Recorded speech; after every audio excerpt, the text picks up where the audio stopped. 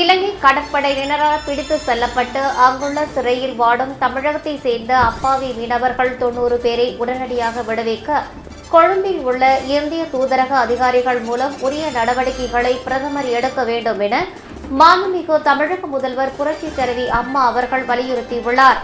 தமிழக மீனவர்கள் மீதான தாக்குதல்களை இனியும் பொறுத்துக் கொள்ள முடியாது என்பதை இலங்கைக்கு திட்டவட்டமாக தெரிவிப்பதுடன் தூதரக மட்டத்தில் உடனடியாக பேச்சுவார்த்தையை தொடங்கி இதுபோன்ற சம்பவங்களுக்கு முற்றுப்புள்ளி வைப்பதுடன் ஜலசந்தி பகுதியில் தமிழக மீனவர்களின் பாரம்பரிய மீன்பிடி உரிமையை பாதுகாக்க வேண்டும் என்றும் மாண்புமிகு தமிழக முதலமைச்சர் புரட்சித் தலைவி அம்மா அவர்கள் வலியுறுத்தியுள்ளார்.